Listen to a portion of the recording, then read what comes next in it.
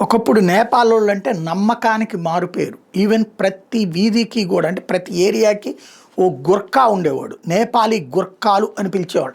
వాళ్ళకు విజిలేసుకుంటూ వస్తారు, రాత్రిపూట్ల అంతా కాపలా కాస్తుంటారు.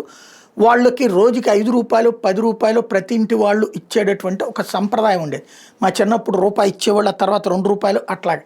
అడుక్కోవడం కాదు, ప్రాంతానికి భద్రత కల్పిస్తూ వాళ్ళ ప్రయత్నం వాళ్ళు చేస్తూ తీసుకునేవాళ్ళు.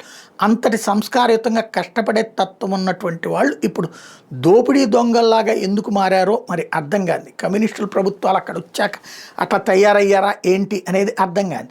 ఇప్పుడు మొన్న వినయ్ రంజన్ రే గారికి సంబంధించినటువంటి ఇంట్లో నేపాలీ ముఠ వాళ్ళ భార్యని చంపి మరి ఆస్తులు నగదు దోచుకుపోయింది ఉదంతం ఒకటైతే, ఇప్పుడు తాజాగా జవహర్ నగర్లో మురళీ మోహన్ గారికి సంబంధించినటువంటి ఇంటిలో, ఆయన ప్రొఫెసరు, రిటైర్డ్ ప్రొఫెసర్కి సంబంధించిన ఇంట్లో గోల్ఫ్ ఎన్క్లేవ్ మీద దాడి చేసి, అంటే వాళ్ళ ఇంట్లో కొన్ని రోజుల క్రితమే నేపాలీ వాళ్ళు పనికి చేరారట. చేరి ఇప్పుడు అక్కడ దోచుకుపోయినటువంటి ఉదంతం, భార్యాభర్తలిద్దరినీ చేతులు కట్టేసేసి ఇంట్లో నగదు దోచుకుపోయినటువంటి ఉదంతం మరొకసారి షాకింగ్ పరిణామాల్ని ప్రజలందరికీ తెలియజేస్తోంది.